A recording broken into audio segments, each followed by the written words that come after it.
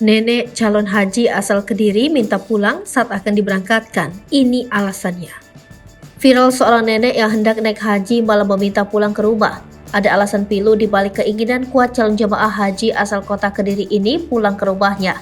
Ternyata, sang nenek bernama Salami teringat acara selamatan 7 hari anak bungsunya yang baru meninggal pada Rabu 31 Mei 2023. Selain itu, Salami juga menderita penurunan daya ingat atau pikun, sehingga ia lupa saat tiba minta pulang saat di asrama haji embarkasi Surabaya, Sukolilo, Senin 5 Juni 2023. Pada video berdurasi kurang dari 3 menit itu, tampak beberapa petugas haji terus berupaya merayu sang nenek agar tetap mengikuti jemaah lainnya yang akan berangkat.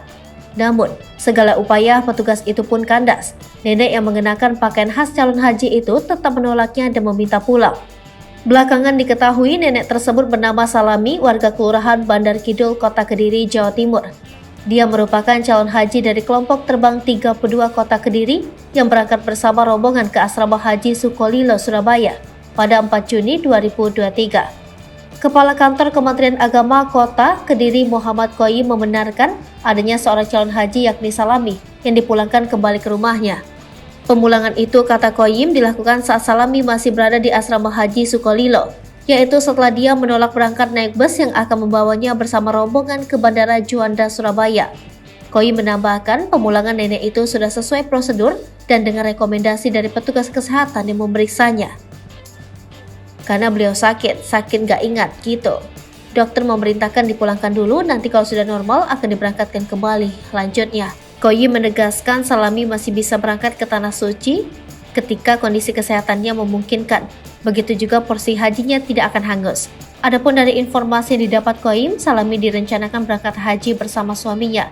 Namun suaminya itu sudah berpulang terlebih dahulu. Porsi haji suaminya itu lantas diturunkan ke ahli waris yakni salah satu anak Salami. Namun takdir juga berkata lain. 3 hari sebelum berangkat ke Surabaya itu, anaknya yang menggantikan itu juga meninggal dunia, lanjut Qoyim. Sepeninggal anaknya itu tidak ada anggota keluarga lainnya yang menggantikan sehingga Salami berangkat haji seorang diri.